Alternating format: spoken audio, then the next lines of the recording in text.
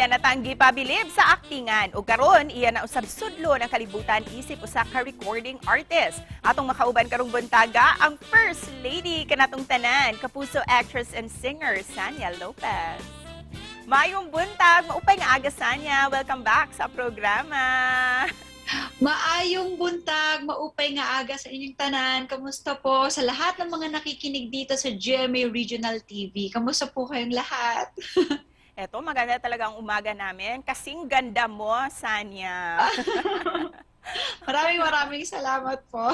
Kaya naman, first of all, congratulations sa success ng First Lady. Lalong-lalo na at nag-trending sa Twitter ang hashtag First Lady Happy Ever After during your final episode. Gusto mo bang pasalamatan ng ating mga kapuso dito sa Cebu at sa buong Central at Eastern Visayas?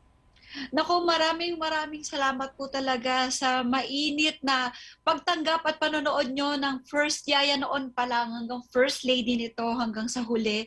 At talagang buong puso po kami nagpapasalamat sa inyo. At dahil nga very successful yung First Lady, consistent talaga ito no bilang the most watched drama according to AGB Nielsen. Kayo ba Sanya, how was the last day of your taping with the cast and crew? Yung last day po namin, medyo, of course, nalungkot kami. Medyo yung lungkot nga namin dito malala. Kasi nangyari yon ng last day namin, wala kaming time na mag-celebrate ng, like, for example, cast party or mag-celebrate ng magkakasama man lang kami after ng taping. Kasi yun na po talaga yung pinaka-last namin. Inabot kami until 6 a.m. Heard na hindi ka lang sa aktingan magaling, Sanya, dahil may bago kang kanta. Can you share your debut single to us, itong Hot Maria Clara?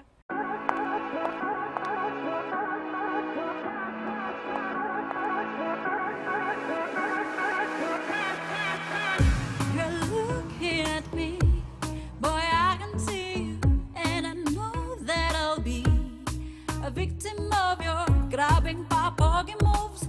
Makukuha sa iyong the moves. And baby, if you think you have me hooked, what guess again?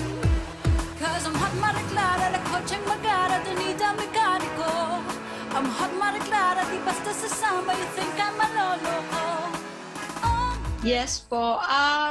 Una po talaga niyan, I was surprised nung sinabi sa akin ng GMA Music na magkakaroon daw ako ng sarili kong kanta. Ang totoo na sinabi ko pa nga sa kanila, sigurado ba kayo? Yun talaga yung nasa isip ko. Doon walang tulagan pa naman po, talagang kumakanta na po ako noon. Pangarap ko na talaga siyang kumanta. Kaya nang in-offer sa akin to, I'm very happy talaga na, sige gawin natin yan. Tapos tinanong nila ako kung meron daw ba akong mga gusto na gusto kong i-apply dito sa Hot Maria Clara.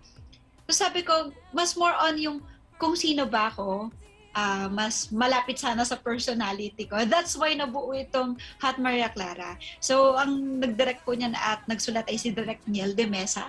Kumusta naman yung naging experience mo, Sanya, working with the award-winning writer and director na si Niel de Mesa? Yes, sabi ko nga po, I'm very proud and thankful po talaga kay Direk Niel because talagang talented siya eh. Sabi ko nga po na parang medyo nakaka-pressure kasi ang galing niyang kumanta, ang galing niyang magsulat, ang galing niyang sumayaw. And of course, Hanya, a lot of women look up to you, especially the younger generation. Ano yung mensahe na gusto mong ibigay sa kanila through your song, itong Hot Maria Clara? Basta ang masasabi ko lang po siguro, mas maging boses tayo ng mga bagong henerasyon ngayon.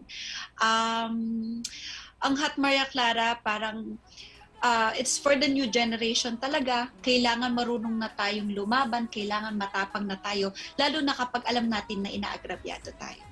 And of course, we won't miss this opportunity to listen to your favorite line sa kanta mong Hot Maria Clara. Pwede bang pasample dyan, Sanya?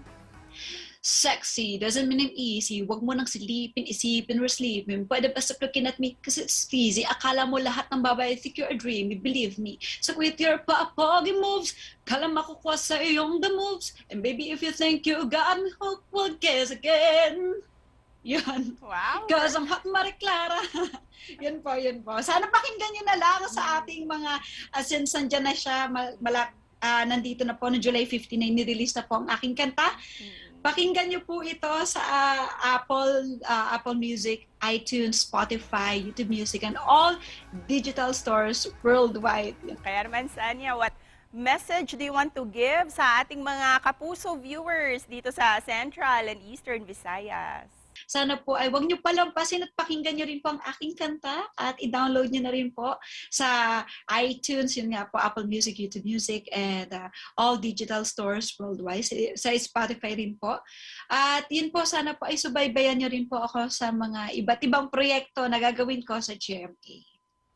Maraming salamat po. Mahal ko po kayo. Sana po ay magkita-kita po tayo soon. And we love you as well, Sanya. Once again, congratulations! Thank you po. Salamat po.